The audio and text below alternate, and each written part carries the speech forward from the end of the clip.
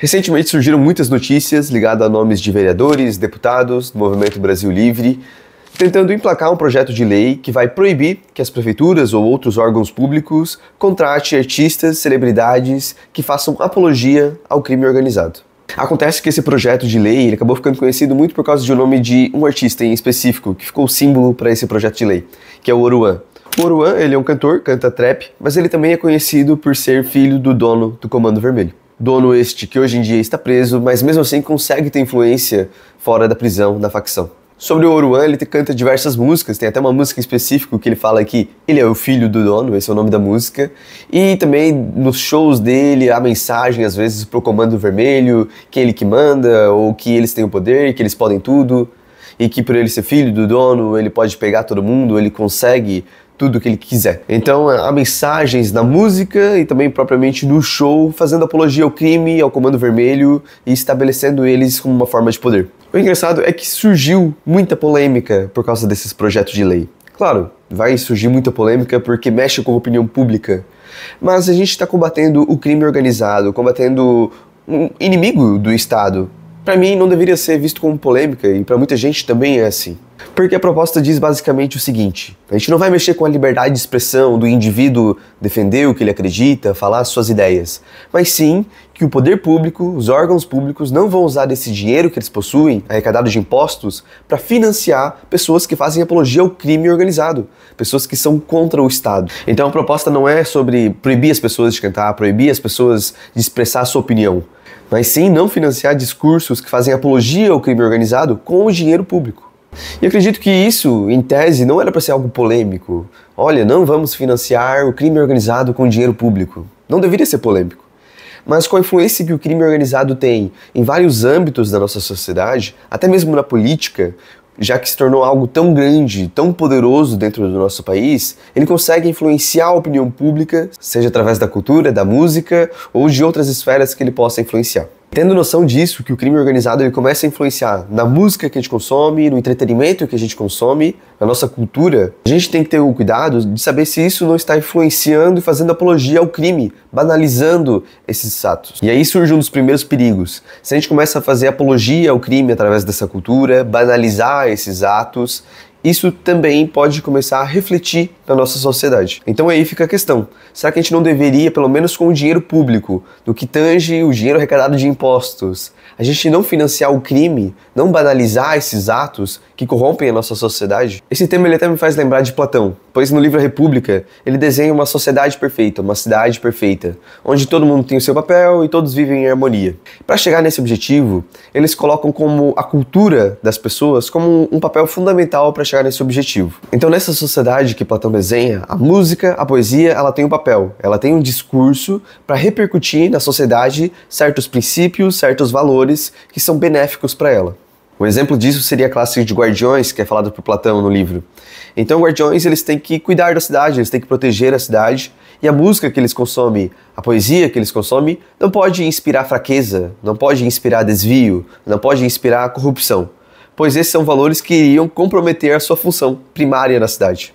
Então, claro que a gente não pode ir totalmente na ideia de Platão, porque senão isso significaria em censura, e isso não é aceitável nos dias atuais. Mas a gente pode pensar isso numa aplicação parcial. Então, como o projeto de lei propõe, que a gente faça isso com o dinheiro público. Pelo menos o dinheiro público não vai financiar um discurso do seu inimigo, que é o crime organizado, que vai ser contra ele, contra a sua população.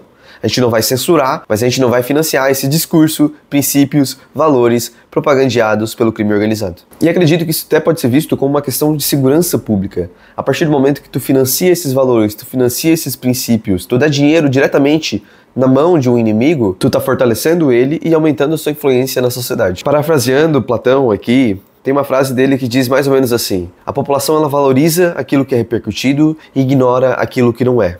Então por isso que tópicos como apologia ao crime são um tema tão sensível. Uma visão um pouco diferente que a gente pode ter desse tema também é que às vezes quando a gente fala do Estado, quando a gente fala do governo, a gente não tem uma visão clara de como governar isso, de como levar isso adiante. E quando a gente pensar nisso como um império, por exemplo, vamos pensar nos grandes impérios ao longo da história, vamos pensar no Império Romano. Quais os valores que essa sociedade repercutia?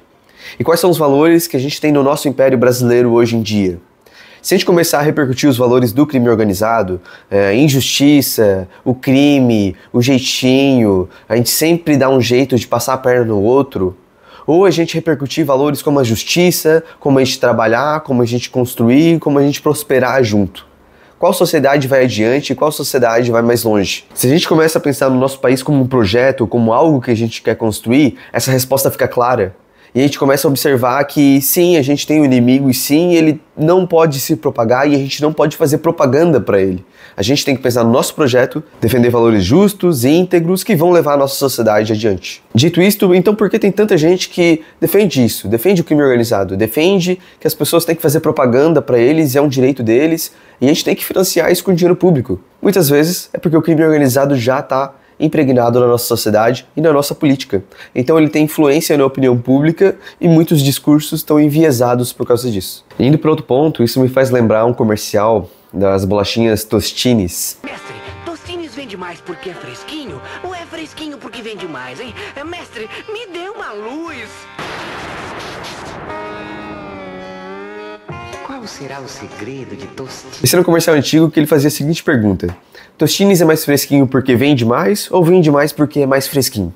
Eu trouxe essa referência porque quando a gente fala sobre trap, sobre funk, muitos falam que eles cantam sobre esses temas, sobre o crime, sobre o que vejam na favela quando crescem. Então não tem como eles cantar outra coisa a não ser a própria realidade que eles estão acostumados, a própria realidade em que eles vivem. E daí surge a pergunta do de Tostines. Eles cantam isso porque eles vivem essa realidade ou o que eles cantam fortalece essa realidade que eles vivem? Expandindo, para resolver o problema, a gente tem que resolver a realidade primeiro, ou a gente já pode atacar diretamente a cultura que é repercutida por causa dessa realidade? Claro, o primeiro ponto que eu tenho que fazer aqui é que vangloriar o crime, fazer apologia a ele, é diferente de tu cantar o que tu vive, o que tu viu na favela. Relatar a precariedade que tu viu, crime que tu viu acontecer, é diferente de tu fazer apologia a isso e incentivar que isso aconteça e mostrar como isso é algo bom que pode te fazer vencer na vida. Dito isto, vamos para o segundo ponto. Como é que eu posso cantar uma coisa diferente do que eu vivo, do que eu estou acostumado na minha realidade?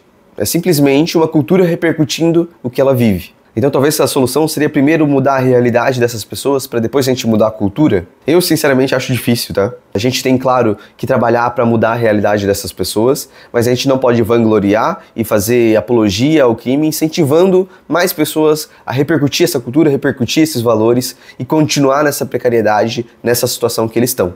Então é um trabalho que tem que agir nas duas mãos, tanto na cultura quanto na precariedade da vivência dessas pessoas. Isso é importante porque as pessoas tendem a seguir padrões sociais, tendem a ter o efeito manada.